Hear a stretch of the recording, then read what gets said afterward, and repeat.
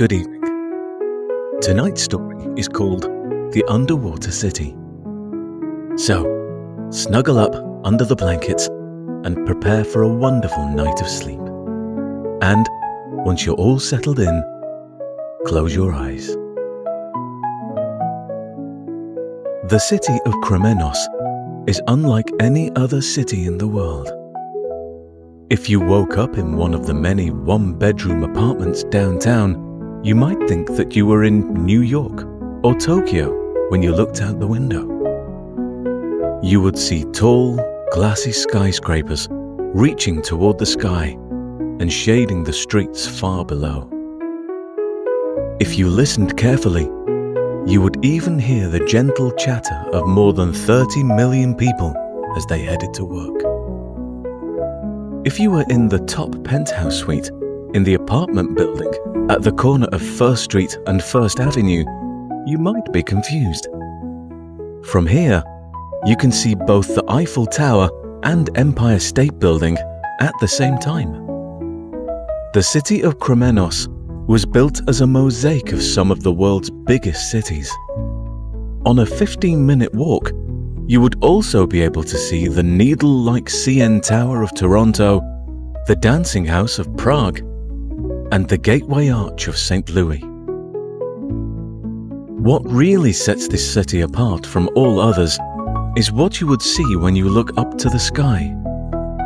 You would never see fluffy white clouds lazily drifting by on summer afternoons, and you would never see dark nimbostratus clouds forming above you before a rainstorm. When you step outside, you would never need an umbrella or a jacket.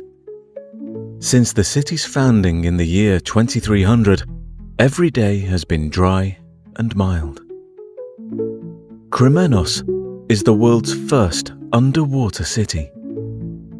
30 countries came together during the 23rd century to create this masterpiece of a city that was voted most beautiful vacation destination 45 years in a row.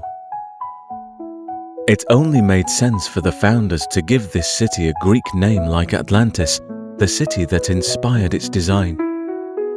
The founders decided on the name Kremenos, from the Greek word meaning hidden.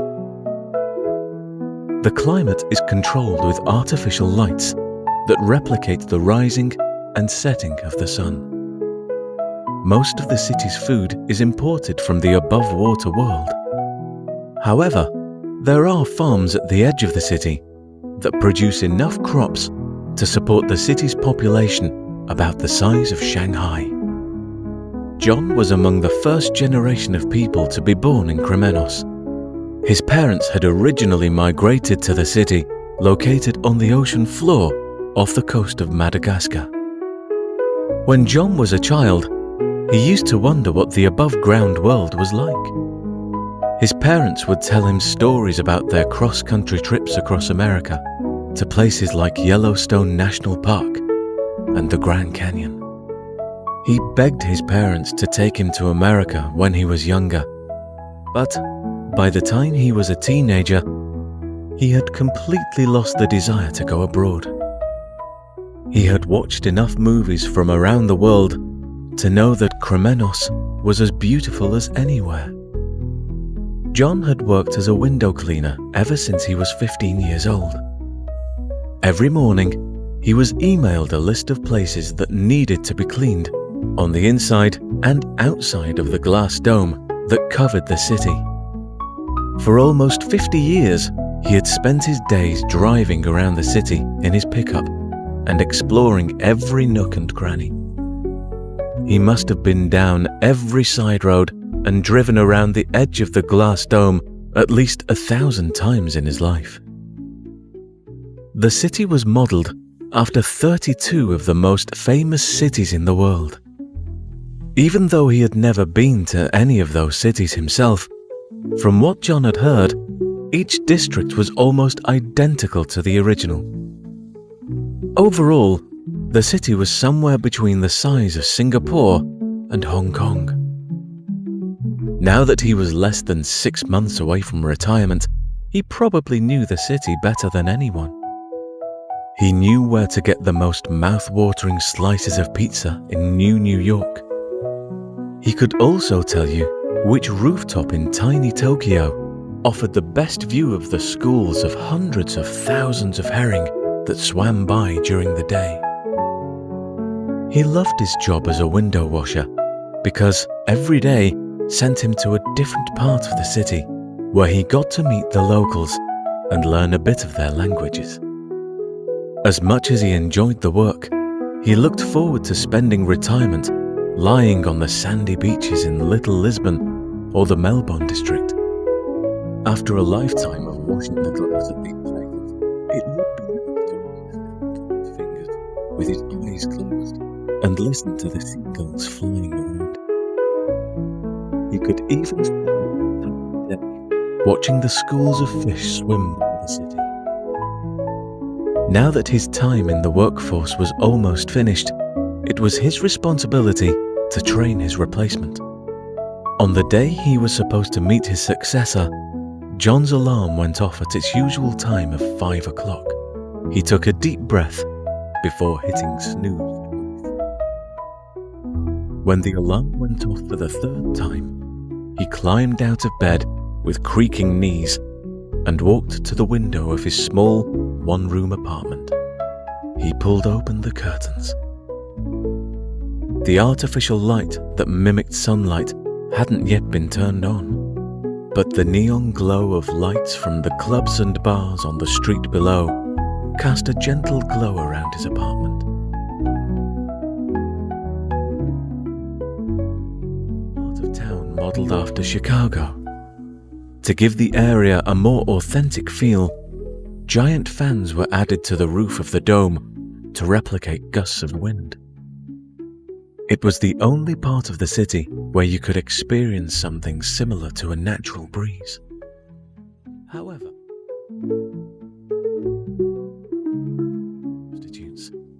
in the wintertime in second Stockholm, city workers would spend a couple of days spreading synthetic snow around the streets and build up snowbanks next to the sidewalks. There was even a small outdoor skating rink designed to look like a natural pond. In the summertime in second Seoul, sprinklers attached to the roof of the dome would turn on for a couple of hours to replicate rain showers. If you were unlucky enough to get caught in them, your clothes would cling to your skin as you ran back home for a dry outfit. John went to his cupboard and poured himself a bowl of oats imported from Canada and added milk that came from a dairy farm at the edge of town near New Cairo. He also sprinkled in pieces of dried seaweed collected by fishermen from the city. After he had a cold shower to help wake himself up, he changed into his work uniform. He wore a pair of raggedy denim overalls with his name sewed into the chest. By the time he rode the elevator from the 37th floor to the ground and stepped outside, the artificial lights were beginning to illuminate the city, and the street lights were turning off one by one. The city was quiet.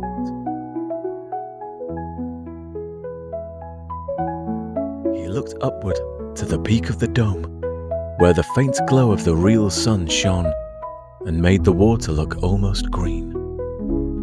After his retirement, he was planning to take a submarine cruise to London. His friends who had visited had told him that he should save his money and go to the local London district of Kremenos instead. However, he had to see the above-ground world at least once in his life. He wanted to ride the London Eye and see what the view was like when the Eiffel Tower and Empire State Building weren't visible. He wanted to go to all 32 cities to see how they compared to the underwater versions he knew.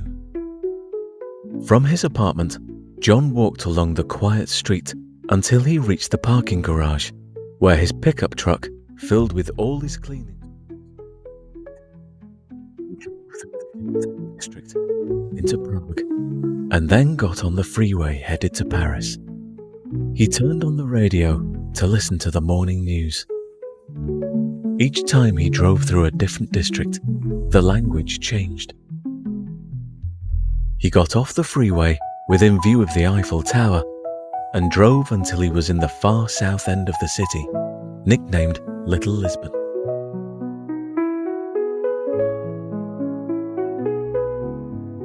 In his opinion, this was where the people were kindest and where he felt most relaxed. It was built around an artificial harbour that flowed to the edge of the dome where there was a beach. There was no water at the beach, however. The sand ended at the edge of the dome where the actual ocean took the place of where the ocean in Lisbon would be. John cruised slowly through the old part of Little Lisbon with his window down. All along the main road were cobblestone streets filled with white buildings that had bright red-orange roofs. Shop owners walked along the cobblestone in the early morning light with straw brooms in their hands. They swept away the sand that got trapped into their stores.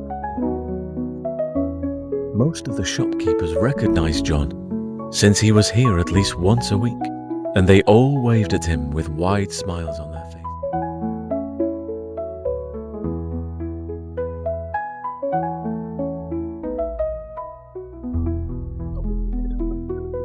Waved and said, "Hola, bom dia," before putting a tiny espresso cup under the spout of the espresso maker and carried them to John. They had been friends for years. She had come from Lagos, Nigeria, almost a decade previous with her husband, who worked as an engineer. He was helping build the new expanse of the city in the far west. No one knew what the new district would be, but there were rumors that it was going to be a South American city. Maybe Sao Paulo or Bogota. John had been hoping that the new district would be Buenos Aires ever since he saw pictures of Argentina in a magazine last fall. John spent about half an hour eating butter.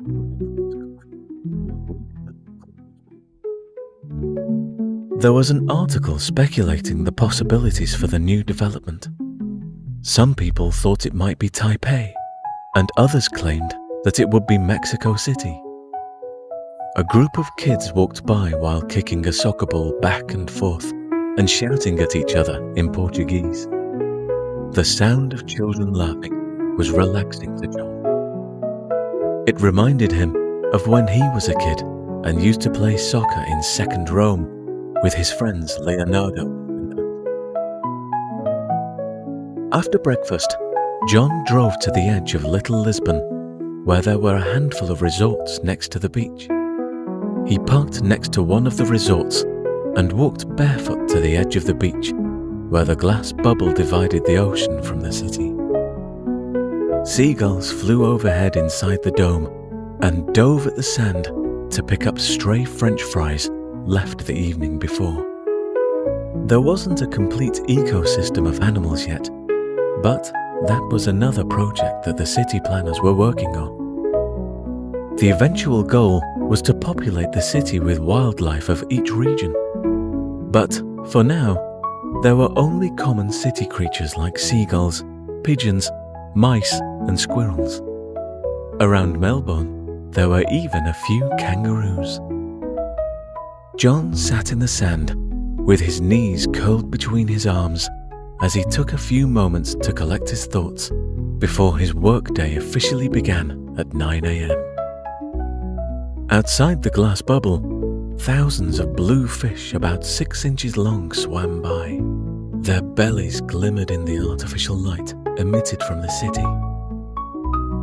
Behind the fish was a coral reef made from coral of almost every color of the rainbow. Occasionally, when he looked out, he would see a sea turtle or dolphin peering back at him. There were a series of barely noticeable nozzles sticking out of the sand that periodically emitted the briny smell of salt water. He inhaled the smell of seawater before standing up and stretching his hands overhead.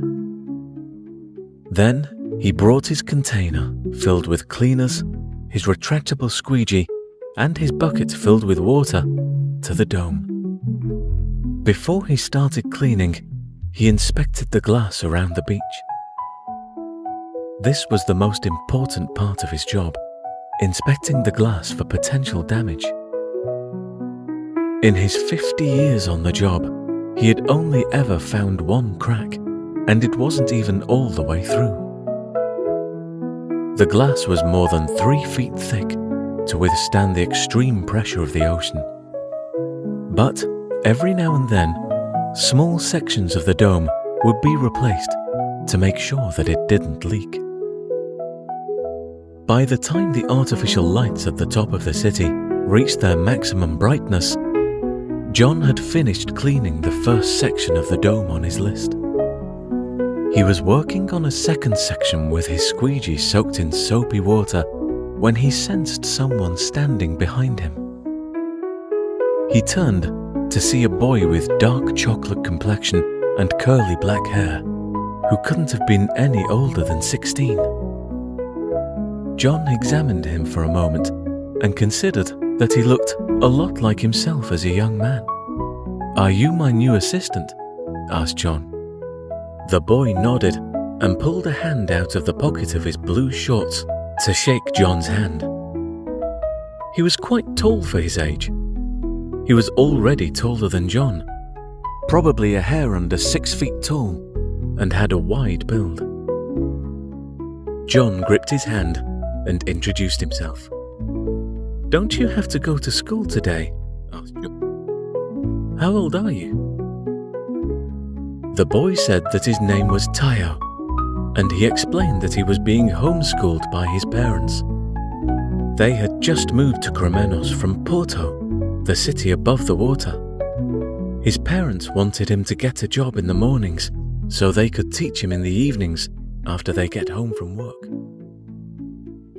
Tayo was about the same age as John when he started the job. Even though they looked nothing alike, something about the boy reminded him of himself when he was younger. Maybe it was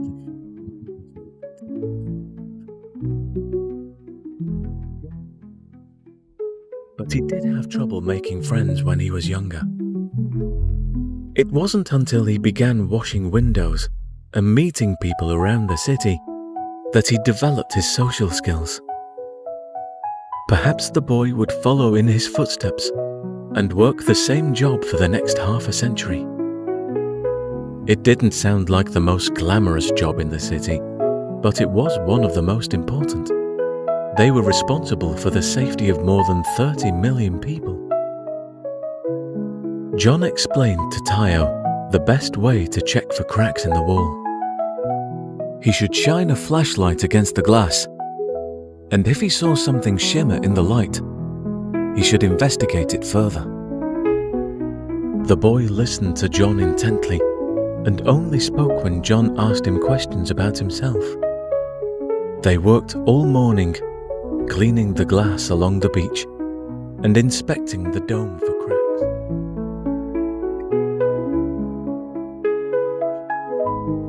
Usually, John only had a chance to talk to people in passing. The beach filled up with people by noon. It became alive with the chatter of languages from around the world. Even though people couldn't swim at this beach, it was still a popular destination for families or couples to spend the day. Some people just enjoyed lying on the beach, while others tossed a frisbee back and forth, or ogled at the marine life swimming by. Tayo continued to watch John's every movement, as if John were a famous painter creating a masterpiece. When they stopped for lunch, John asked Tayo to tell him about Portugal. As they sat on a towel in the sand, eating sandwiches that John had packed, Tayo told John that Porto was the most beautiful city in the world, and that he thought that everybody should see it.